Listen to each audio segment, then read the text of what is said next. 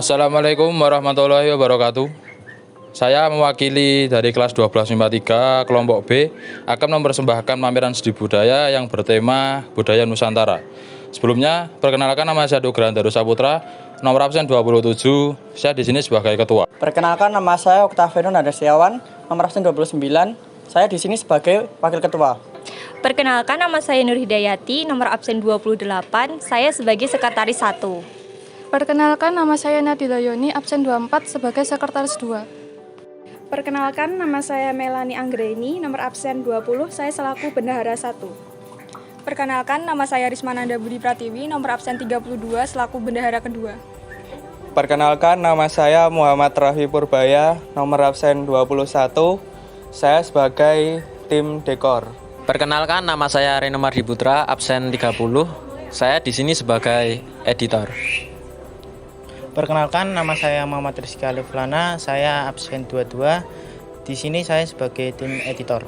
Perkenalkan nama saya Maulia Faras Inas Anissa, nomor absen 19. Perkenalkan nama saya Novalisa Aulia Rahmadani, nomor absen 26. Kami di sini sebagai anggota. Perkenalkan nama saya Nadia Dina Maharani, absen 23. Perkenalkan nama saya Nika Aurelia, absen 25. Kami di sini sebagai anggota. Perkenalkan saya Salsabila Liatul Muna, nomor absen 33.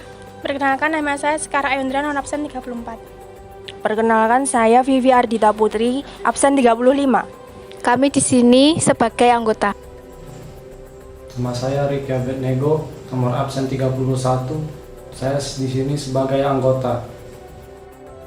Oke, itu perkenalan dari kami, kelompok B. Langsung ke karya pertama, yaitu dari teman kita, Malia Faras Inas. Dia menampilkan topeng pendol yang merupakan bagian dari Riok Ponorogo, yang adalah budaya dari Jawa Timur, tepatnya di Ponorogo, yang sangat kental akan berbau mistik dan juga kebatinan yang kuat. Inas membawa topeng pendol ini karena dia mengenal budaya ini dari kakak sepupunya yang kebetulan adalah anak seni dan juga berkecimpung di budaya ini. Dan karena dia juga sering diajak melihat kakaknya untuk menampilkan budaya dan menontonnya, dia jadi juga tambah suka sama Riok Ponorogo dan terutama pendol ini. Dan juga hal inilah yang membuat dia menjadi suka terhadap Riok Ponorogo. Ya, selanjutnya ada dari Rizky yang membuat replika rumah gadang, dan tujuan dia atau alasannya membuat replika ini karena memiliki ciri khas yang sangat terlihat. Rumah gadang adalah rumah adat Minangkabau yang banyak dijumpai di Sumatera Barat, dan salah satu yang paling menarik daripada rumah adat yang lain pada bagian atapnya yang berbentuk runcing ke atas seperti tanduk.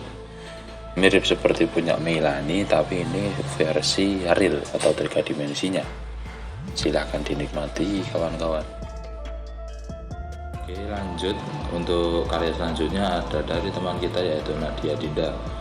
Dan dia di sini membawa rumah bolon, yaitu rumah adat suku Batak Toba dari Sumatera Utara. Rumah bolon memiliki bentuk persegi 4 dan mempunyai model seperti rumah panggung. Tangga rumah bolon terletak di tengah-tengah badan rumah. Rumah bolon memiliki atap yang melengkung pada bagian depan dan belakang. Dan alasan Nadia Dinda memilih untuk membawa rumah bolon atau rumah adat suku Batak Toba dari Sumatera Utara ini adalah karena bentuk rumah bolon yang unik dan menarik. Jadi dia membuat ini. Selanjutnya ada dari Novalisa yang membawa lukisan di telenan, dan dia membawa karya seni ini tentang flora, bunga yang simbol dari rasa syukur dan penghargaan, dan merupakan cara tradisional untuk mengucapkan terima kasih. Dan alasan dari Novalisa untuk membuat lukisan ini adalah untuk hiasan di rumah karena menurutnya bagus dan juga estetik, dan juga terlihat simpel elegan, dan dapat terlihat unik ketika digantungkan di tembok yang kosong. Next, kita beralih ke karya selanjutnya. Karya selanjutnya ada dari Nur Hidayati yang membawa miniatur rumah panggung yang merupakan rumah adat dari daerah Jambi. Rumah ini juga dikenal dengan nama Rumah Kacang Lako. Dan alasan Nur Hidayati membawa karya ini adalah karena bentuknya yang menarik untuk dibuat. Teman-teman juga bisa melihat, cantik bukan? Karya berikutnya ada dari teman kita, yaitu Oktaviano Nanda Setiawan yang membawa karya patung Garuda Wisnu Kencana. Dia membawa ini karena menyimpan cerita yang menarik. Jadi ceritanya adalah patung GWK yang berwujud Dewa Wisnu sebagai dewa pemelihara dalam agama Hindu yang sedang mengendarai seekor burung Garuda. Nama Garuda Wisnu Kencana dari nama tokoh burung Garuda dan Dewa Wisnu. Sedangkan Kencana berarti emas karena tahta 4 patung burung Garuda dan Dewa Wisnu berdiri dilapisi emas. Lanjut ke karya dari Risma Nanda. Jadi Risma Nanda di sini membawa karya yang berupa rumah kebaya yang merupakan sebuah nama rumah adat dari suku Betawi. Risma Nanda membuat ini karena terlihat elegan dan simpel serta mudah dibuat. Disebut dengan rumah kebaya karena bentuk atapnya yang menyerupai pelana yang dilipat, dan apabila dilihat dari samping maka lipatan-lipatan tersebut terlihat seperti lipatan kebaya. Untuk karya yang selanjutnya ada dari Vivi Ardita yang membawa gambar talenan, dan alasan dia membuat ini cukup simpel karena hanya untuk pajangan di rumah, dan juga dia suka dengan karya. Oke, itu tadi sebagian karya dari teman-teman kita, dan juga masih ada banyak lagi yang berupa gambar. Dan untuk pertama ada karya dari Melani yang menggambar rumah gadang yang berasal dari Provinsi Sumatera Utara. Alasan dia memilih untuk menggambar rumah gadang karena rumah gadang memiliki keunikan tersendiri dan telah ditetapkan sebagai warisan budaya tak benda Indonesia. Dan rumah adat suku Minangkabau ini memiliki keunikan di bagian atap. Bentuknya yang memanjang ke samping dan bergonjong runcing seperti tanduk kerbau. Rumah suku Minangkabau ini bentuknya hampir sama seperti rumah panggung Pulau Sumatera. Next, kita ke gambar selanjutnya. Ada gambar dari Muhammad Rafi Purbaya yang dia menggambar gambar ondel-ondel, yang dimana ondel-ondel adalah bentuk pertunjukan rakyat Betawi yang sering ditampilkan dalam pesta-pesta rakyat. Alasan dia memilih menggambar ini karena dia teringat pernah melihat pertunjukan ini saat ke rumah neneknya di Jakarta, dan dia menyukainya karena seru dan meriah. Selanjutnya ada karya lukisan rumah adat Jawa Tengah Joglo dari teman kita Nadila Yoni. Dia memilih untuk membawa karya ini karena dia merupakan orang yang asli Jawa Tengah, dan Joglo ini juga merupakan rumah adat Jawa Tengah. Dua kata yang bisa menggambarkan rumah adat di daerah Jawa Tengah adalah bersahaja dan sederhana. Bangunan rumah adat di Jawa Tengah memiliki konsep yang sangat sederhana, namun kaya akan filosofi. Joglo berasal dari kata tajuk loro atau juglo yang bermakna dua gunung. Dalam filosofi Jawa sendiri, gunung merupakan teman yang tinggi dan sakral. Atap rumah joglo yang berbentuk dua gunung, namun dalam setiap perkembangannya, penyebutan kata joglo kemudian berubah menjadi joglo. Seiring dengan perkembangan zaman, kini rumah joglo sendiri dapat dibangun oleh berbagai kalangan dan kerap digunakan pada gedung perkantoran atau pemerintahan. Lalu kita move on ke gambar selanjutnya yang berasal dari Nike Aurelia yang dia menggambar motif batik Megamendung yang sangat terkenal di daerah Cirebon. Dia menggambar ini karena corak unik yang terdapat pada motif batik Megamendung ini menjadikan batik ini sangat terkenal di Indonesia, bahkan mancanegara dulu. Lalu selanjutnya ada gambar gunungan dari Nugrahan Darusaputra atau saya sendiri. Saya memilih gambar ini karena wayang gunungan memiliki ciri khas yang sangat identik ketika ada di pewayangan maupun ketika jadi dipajang di pameran. Dan wayang gunungan ini sangat terkenal baik di Jawa Tengah, Yogyakarta maupun di daerah lain. Selanjutnya ada karya dari teman kita lagi, yaitu Nur Hidayati, dan dia kali ini menampilkan sebuah poster ragam batik kawung.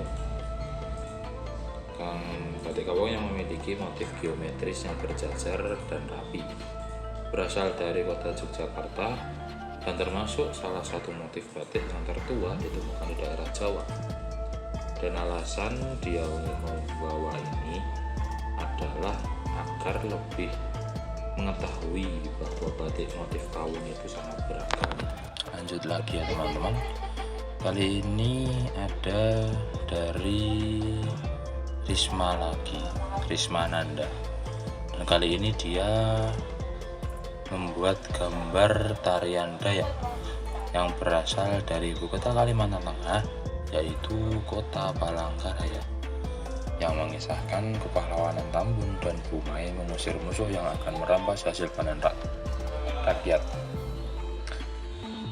Dan alasan Risma membuat ini karena terlihat elegan dan juga pakaiannya yang khas, serta properti tarinya yang merupakan bulu-bulu yang menjadi ciri khas atau menjadi lebih unik.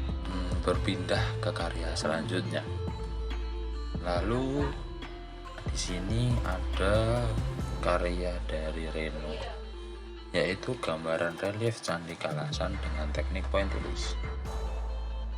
Candi Kalasan memiliki motif sendiri yang mana termasuk dalam ragam hias Nusantara. Alasan Reno membuatnya karena dia melihat foto temannya yang sedang piknik di Candi Borobudur, sehingga dia punya ide untuk membuat relief atau motif yang terjadi di candi, dan memilih Candi Kalasan karena yang termudah menurutnya. Oke teman-teman, kita lanjut lagi. Dan di sini ada karya dari Sekar Ayuda yang menggambarkan tentang tari merak merupakan salah satu ragam tari yang versi baru yang mengekspresikan kehidupan binatang, yaitu burung merak. Tata cara dan geraknya diambil dari kehidupan merak yang diangkat pintas oleh seniman Sunda Raden Cecep Sumantri. Ide dari tari merak sendiri ketika Raden Cecep Sumantri melihat tarian dadak merak pada hari Ponorogo, maka dari itu historis kepala merak pada tari merak mematuk manik-manik seperti tasbih yang ada pada merak pada hari periode Ponorogo. Next ada gambar dari Salsabila yang dia membuat karya lukisan ragam hias motif flora. Dia membuat ini karena flora merupakan sumber objek motif ragam hias yang dapat dijumpai hampir seluruh di Indonesia, baik itu pada kain batik, sulam, tenun, seni pewayangan atau rumah tradisional. Dalam pembuatan ragam hias didasari oleh kebutuhan manusia, baik yang bersifat praktis atau yang terkait dengan kepercayaan agama. Ada banyak ragam hias yang memiliki makna atau simbolis karena semua itu mengandung nilai budaya Indonesia. Lanjut ada dari Ricky Abednego. Dia membawa karya gambar yang menunjukkan batik motif karang. Dia memilih batik motif ini karena dia suka sekali batik, dan di negara kita dikenal negara kepulauan yang berarti banyak ditemukan terumbu karang. Jadi batik motif yang dipilih Ricky adalah motif karang. Jadi itu adalah karya-karya dari kelas 12 MIPA 3 kelompok B. Semoga teman-teman dan juga ibu guru merasa berkesan melihat pameran yang kami gelar. Tidak ngomong-ngomong, karya mana nih yang jadi favorit kalian? Boleh komen di kolom komentar ya.